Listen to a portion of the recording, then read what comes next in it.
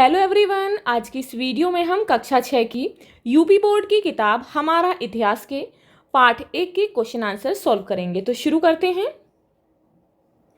तो यहाँ पर फर्स्ट है उत्तर लिखिए। तो प्रश्न है यहाँ पर, प्राचीन काल के मानव किस किस पर अपने अभिलेख लिखते थे और क्यों लिखते थे। तो क्यों लिखते थे, हमने पाठ में पढ़ा था कि प्राचीन काल के मानव अपने अभिलेख ताड़पत्रों पर, भोजपत्रों और ताम्रपत्रों पर लिखते थे। कभी कभी वे बड़ी शिलाओं में, स्तंभों, पत्थरों की दीवारों, मिट्टी या पत्थर के छोटे छोटे फलकों पर भी अपने लेख लिखा करते थे, क्योंकि उस समय कागज का आविष्कार नहीं हुआ था। अब अगला क्वेश्चन है, पाठ में आपने सम्राट अशोक के किस अभिलेख के बारे में जाना। तो किसके बारे में पढ़ा था।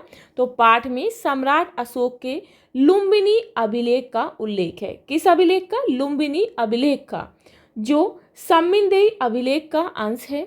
इस अभिलेख में अशोक ने यह घोषणा की है कि लुम्बिनी में उपज का 8वां भाग कर के रूप में लिया जाएगा। अब यहाँ पर प्रश्न है कि इतिहास लेखन में सिक्के एवं अभिलेख किस प्रकार सहायक होते हैं, लिखिए। तो इसका आंसर क्या होगा। इसका आंसर होगा, इतिहास लेखन में सिक्कों एवं अभिलेखों का काफी महत्व है। सिक्कों से तत्कालीन शासक का नाम, यानी कि उस समय के शासक का नाम, उस समय कौन राजा था, उसका समय किस समय में था। सिक्के की बनावट से उस समय की कला तथा धातु से आर्थिक स्थिति की जानकारी प्राप्त होती है। अभिलेखों से उस समय के राजा का नाम, उसकी नीति, कानून, शासनकाल, लिपि, भाषा, साम्राज्य विस्तार, सभ्यता, संस्कृति आदि के विषय में पता चलता है। अब ये प्रश्न है कि मैगस्थनीज की पुस्तक का नाम क्या था। तो मैगस्थनीज ने कौन सी पुस्तक लिखी थी। तो मैगस्थनीज की पुस्तक का नाम इंडिका था। नेक्स्ट क्वेश्चन है कि इतिहास जानने के पुरातात्विक एवं साहित्यिक साधनों यानी कि स्रोतों का वर्णन कीजिए कि किस किस के द्वारा हमें इतिहास के बारे में जानकारी मिलती है। तो पुरातात्विक और साहित्यिक दोनों स्रोतों से हमें इतिहास की जानकारी प्राप्त होती है। इन स्रोतों की सहायता से इतिहासकार और पुरातत्वविद अतीत का निर्माण करते हैं। इतिहासकार इन्हीं स्रोतों से अतीत की कृषि, पशुपालन, कामगार, शिल्प, कामधंधे, व्यापार, नापतोल, लेन देन, कर आदि के आधार पर आर्थिक स्थिति का वर्णन करते हैं।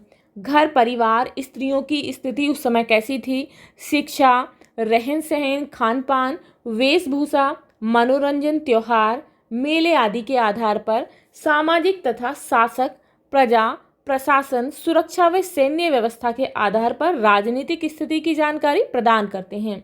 इसी प्रकार कला, आचार, ज्ञान विज्ञान की मान्यताएं, धार्मिक विश्वास, देवी देवता, पूजा पाठ एवं परंपराओं के आधार पर धार्मिक एवं सांस्कृतिक स्थिति का वर्णन करते हैं।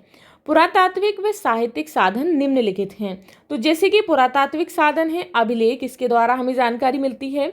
सिक्के और मोहरें, धौलावीरा, सारनाथ स्तूप। साहित्यिक साधन है धार्मिक साहित्य, विदेशी यात्रियों के वृतांत जो उस समय पर देश में आए। अब यहाँ पर आपको अंतर स्पष्ट करना है। पूर्व यानी कि प्राक ऐतिहासिक काल, किसे जो है प्राक ऐतिहासिक काल कहते हैं। तो वह समय जिसके लिए कोई भी लिखित सामग्री उपलब्ध नहीं है, यानी कि पूर्व प्राक ऐतिहासिक काल कहलाता है। नेक्स्ट है आद्य ऐतिहासिक काल। तो आद्य यानी कि वह समय जिससे संबंधित लिखित साक्ष्य उपलब्ध तो हैं किंतु उन्हें पढ़ा नहीं जा सकता, उसे आद्य ऐतिहासिक काल कहते हैं।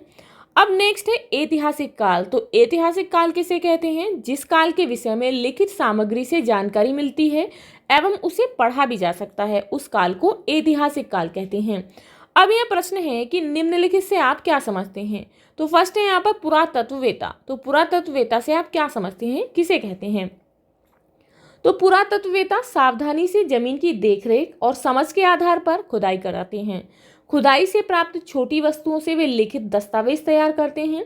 इन्हीं वस्तुओं के आधार पर हमें अतीत की जानकारी प्राप्त होती है। अब यहाँ पर नेक्स्ट है इतिहासकार, यानी कि इतिहासकार जो शब्द है इसका क्या अर्थ होता है, किसे इतिहासकार कहते हैं। तो इतिहासकार अतीत से प्राप्त तथ्यों और साक्ष्यों के आधार पर बीते समय की जानकारी देते हैं। वे कृषि, पशुपालन, व्यापार, नापतोल, लेन देन आदि के आधार पर आर्थिक स्थिति का चित्रण करते हैं। जाति पाति व घर परिवार, स्त्रियों की दशा, शिक्षा, खान पान, वेशभूषा, मनोरंजन, त्योहार व मेले आदि से सामाजिक स्थिति का चित्रण करते हैं। इसी प्रकार राजनीतिक, धार्मिक व सांस्कृतिक स्थिति का भी चित्रण करते हैं। अब यहाँ पर है प्रश्न नंबर 4। सही कथन पर सही का निशान एवं गलत कथन पर गलत का निशान लगाइए। तो फर्स्ट है यहाँ पर प्राक यानी कि पूर्व इतिहास जानने के लिए हमारे पास लिखित सामग्री है, तो ये गलत है। पूर्व इतिहास को जानने के लिए हमारे पास लिखित सामग्री नहीं होती है, उसे ही पूर्व इतिहास कहा जाता है। नेक्स्ट है प्राचीन काल के मानव कागज पर लिखते थे, तो गलत है। प्राचीन काल में कागज का आविष्कार ही नहीं हुआ था, तो इसीलिए वो अन्य चीज़ों पर जैसे कि ताम्रपत्र, भोजपत्र आदि पर लिखते थे। नेक्स्ट है सिक्कों एवं अभिलेखों से भी ऐतिहासिक जानकारी मिलती है, तो बिल्कुल सही है। राजतरंगिणी कौटिल्य चाणक्य की रचना है, तो ये गलत है। नेक्स्ट है वेद धार्मिक साहित्य हैं, तो बिल्कुल सही है, धर्म के बारे में इससे जानकारी मिलती है। फाहियान मौर्य काल में भारत आया था, तो ये गलत है।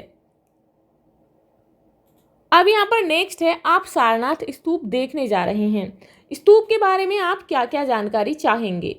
अपनी जानकारी के लिए कुछ प्रश्न बनाइए। इट मीन्स आपके मन में कौन कौन से सवाल होंगे, आप जो है सारनाथ स्तूप को देखने के बाद आपके मन में कौन कौन से क्वेश्चन आएंगे, तो उन क्वेश्चंस को आपको यहाँ लिखना है। तो इस तरीके से क्वेश्चन हो सकते हैं, जैसे कि सारनाथ स्तूप देखते हुए हम उसके विषय में निम्नलिखित बातें जानना चाहेंगे। इसका निर्माण किसने करवाया, इसका निर्माण कब हुआ, इसका निर्माण के पीछे क्या उद्देश्य था, इसका वास्तुकार कौन था, इसके निर्माण में कितना धन खर्च हुआ, व्यय हुआ, तो आदि इस तरीके के क्वेश्चन जो है वो पूछना चाहेंगे। तो मिलते हैं नेक्स्ट वीडियो में नेक्स्ट चैप्टर के क्वेश्चन आंसर के साथ। If you like this video please like and share, and if you are new on this channel please subscribe the channel. Thank you.